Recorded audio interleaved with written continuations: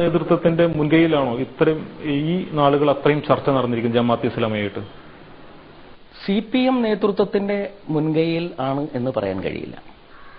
ചിലപ്പോൾ അത് ജമാഅത്തെ ഇസ്ലാമി നേതൃത്വത്തിന്റെ മുൻകൈയിലും ആയിരിക്കാം. പാർട്ടി രേഖയിൽ ആരോപിക്കുന്നത് പോലെ ജമാഅത്തെ ഇസ്ലാമിയുടെ പബ്ലിക് റിലേഷന്റെ ഭാഗവുമായിട്ടായിരിക്കാം. ഞാൻ പറഞ്ഞു വന്നത് അണികളിൽ നിന്നുള്ള ചോദ്യത്തെ നേരിടുവാനുള്ള ഒരു മുൻകൂർ ഇടപാടായിട്ടാണ് ആ കാര്യം പാർട്ടി രേഖയിൽ ഉൾപ്പെടുത്തിയിട്ടുള്ളത് എന്നുള്ളതാണ്. ഇനി ജമാഅത്തെ ഇസ്ലാമിയുടെ പൊയ്മുഖം എന്നതാണല്ലോ ഒരു പ്രയോഗം. ജമാഅത്തെ ഇസ്ലാമിയുടെ പൊയ്മുഖം എന്താണ്? ഒന്നാമത്തെ പൊയ്മുഖം, ജമാഅത്തെ ഇസ്ലാമി എല്ലാ വിഭാഗം ജനങ്ങളോടും സൗഹൃദം പുലർത്തുന്നു. രാഷ്ട്രീയ സംഘടനകളോടും മതവിഭാഗങ്ങളോടും ജാതീയ വിഭാഗങ്ങളോടും സൗഹൃദം പുലർത്തുന്നു.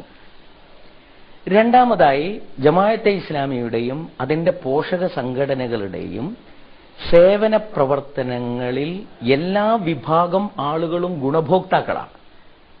ജാതി നോക്കാതെ, മതം നോക്കാതെ, സമുദായം നോക്കാതെ എല്ലാവരെയും ജമാഅത്തെ ഇസ്ലാമി പ്രവർത്തകർ സേവിക്കുന്നു. അവരുടെ സേവന പ്രവർത്തനങ്ങളിൽ എല്ലാവരും ഗുണഭോക്താക്കളാണ്. മൂന്നാമത്, പ്രയാസമനുഭവിക്കുന്നവരും അവകാശം നിഷേധിക്കപ്പെടുന്നവരുമായി ആരൊക്കെയുണ്ടോ അവർക്ക് വേണ്ടിയുള്ള പോരാട്ടത്തിൽ ജമാഅത്തെ ഇസ്ലാമിയും അതിന്റെ പോഷക സംഘടനകളും ഏർപ്പെടുന്നു. അപ്പോ ജനങ്ങളോട് സൗഹൃദം പുലർത്തുക, ജനങ്ങളെ സേവിക്കുക, ജനങ്ങൾക്ക് വേണ്ടിയുള്ള പോരാട്ട പ്രവർത്തനങ്ങളിൽ ഭാഗവാക്കാവുക, ഇതാണ് ജമാഅത്തെ ഇസ്ലാമിയുടെ പൊയ്മുഖം എന്നാണ് സഖാവ് പിണറായി വിജയൻ ഉദ്ദേശിച്ചിട്ടുള്ളത്. അതായിരിക്കുമല്ലോ. ഇത് ജമാഅത്തെ ഇസ്ലാമി പ്രതിനിധാനം ചെയ്യുന്ന ഇസ്ലാം എന്ന ആദർശത്തെ സംബന്ധിച്ചുള്ള വിവരക്കേടാണ് ഒന്നുകിൽ, അല്ലെങ്കിൽ ഈ ആദർശത്തോടുള്ള വിരോധമാണ്. ഇസ്ലാം ഐഡിയോളജിയായി സ്വീകരിച്ച ഒരു പ്രസ്ഥാനത്തിന് മറ്റുള്ള ജനവിഭാഗങ്ങളെ സ്നേഹിക്കാൻ കഴിയില്ല. ഇസ്ലാം ഐഡിയോളജിയായി സ്വീകരിച്ച ഒരു പ്രസ്ഥാനത്തിന് മറ്റു സമൂഹങ്ങളെ സേവിക്കാൻ കഴിയില്ല. ഇസ്ലാം ഐഡിയോളജിയായി അംഗീകരിച്ചിട്ടുള്ള ഒരു പ്രസ്ഥാനത്തിന് ഇതര ജനവിഭാഗങ്ങൾക്ക് വേണ്ടി പോരാടാൻ കഴിയില്ല എന്നുള്ളത് ഇസ്ലാമിനെ സംബന്ധിച്ചുള്ള ഗൗരവതരത്തിലുള്ള ഒരു ആരോപണമാണ്. ഇസ്ലാം എല്ലാ മനുഷ്യരെയും സ്നേഹിക്കാൻ പഠിപ്പിക്കുന്നു. ഇസ്ലാം കഷ്ടപ്പെടുന്ന എല്ലാവരെയും സഹായിക്കാൻ പഠിപ്പിക്കുന്നു. ഇസ്ലാം കഷ്ടപ്പെടുന്ന സ്ത്രീകൾക്കും കുട്ടികൾക്കും വേണ്ടി പോരാടാനുള്ള ആഹ്വാനം നടത്തുന്നു. അപ്പൊ ഇസ്ലാമിക ദർശനമാണ് ജമാഅത്തെ ഇസ്ലാമിയുടെ പ്രവർത്തന പരിപാടികളുടെ പ്രചോദനവും അടിസ്ഥാനവും എന്ന് പറയുന്നത്. പിന്നെ എങ്ങനെയാണ് അതൊരു മുഖംമൂടിയായി തീരുക? ഇനി മറിച്ചും ചില കാര്യങ്ങൾ ആലോചിക്കേണ്ടതുണ്ട്. യഥാർത്ഥത്തിൽ CPM നേതൃത്വം ഇപ്പോൾ കോർപ്പറേറ്റ് മാനേജ്മെന്റുകൾക്ക് വേണ്ടി നിലകൊള്ളുന്ന ഒരു പ്രസ്ഥാനമാക്കി CPM മാറ്റുകയാണ്. കമ്മ്യൂണിസം എന്ന് പറയുന്നത് പോലും, അല്ലെങ്കിൽ മാർക്സിസം എന്ന് പറയുന്നത് പോലും ഇപ്പോൾ അവർ എടുത്തണിഞ്ഞിട്ടുള്ള ഒരു മുഖംമൂടിയാണ്. അവരുടെ പ്രവർത്തനങ്ങളെ രക്ഷിക്കുവാൻ അവർ എടുത്തണിഞ്ഞിട്ടുള്ള മുഖംമൂടിയാണ് യഥാർത്ഥത്തിൽ കമ്മ്യൂണിസം, അല്ലെങ്കിൽ സോഷ്യലിസം, അല്ലെങ്കിൽ മാർക്സിസം എന്ന് പറയുന്നത്. മാത്രമല്ല, കേരളത്തിൽ ഒരു മതനിരപേക്ഷ സമൂഹം അല്ലെങ്കിൽ മതേതര സമൂഹം സൃഷ്ടിക്കാനാണ് ഞങ്ങൾ പെടാപാടുപെടുന്നത്. അതാണ് ഞങ്ങൾ പ്രതിനിധാനം ചെയ്യുന്ന നവോത്ഥാന മൂല്യങ്ങൾ എന്ന് പറയുന്ന മാർക്സിസ്റ്റ് പ്രസ്ഥാനം ഇപ്പോൾ ആഹ്വാനം ചെയ്യുന്നത് എന്തിനാണ്? അവരിപ്പോൾ അണികളെ ആഹ്വാനം ചെയ്യുന്നത്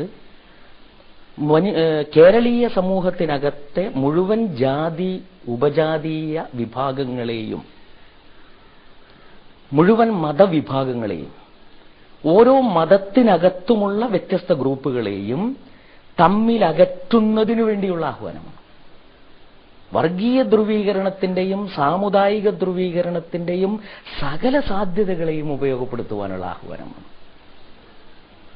ഈ ആഹ്വാനം അണികൾക്ക് നൽകുകയും മതേതര സമൂഹത്തെ സൃഷ്ടിക്കാനാണ് ഞങ്ങൾ ശ്രമിക്കുകയും ചെയ്യുന്നത് എന്ന് പറയുകയും ചെയ്യുന്നതാണ് യഥാർത്ഥ മുഖംമൂടി.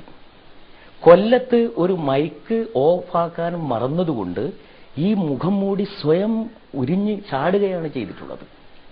അവരാണ് ഇപ്പോൾ ജമാഅത്തെ ഇസ്ലാമിയുടെ മുഖംമൂടിയെക്കുറിച്ച് സംസാരിക്കുന്നത്.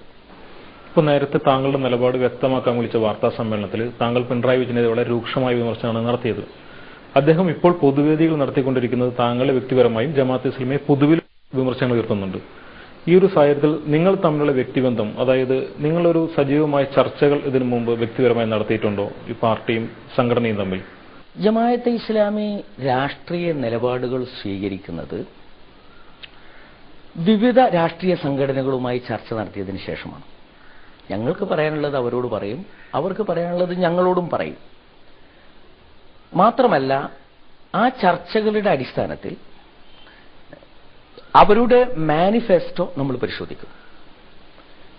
ഇരു മുന്നണികളുടെയും മാനിഫെസ്റ്റോ പരിശോധിച്ചതിന് ശേഷം ഞങ്ങൾ എടുക്കുന്ന, ജമാഅത്തെ ഇസ്ലാമി സ്വന്തം കാലിൽ നിന്നുകൊണ്ട് എടുക്കുന്ന തീരുമാനമാണ് ഞങ്ങളുടെ തെരഞ്ഞെടുപ്പ് തീരുമാനം എന്ന് പറയുന്നത്.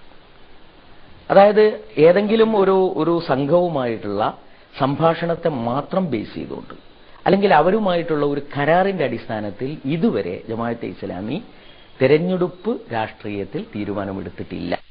മുസ്ലിം ലീഗുമായി 10-15 തവണ സംഭാഷണം നടത്തി കഴിഞ്ഞു എന്ന് താങ്കൾ പറയുകയുണ്ടായി. അപ്പോൾ CPM-ഉമായി എത്ര തവണ ചർച്ച നടത്തിയെന്ന് പറഞ്ഞിട്ടുമില്ല.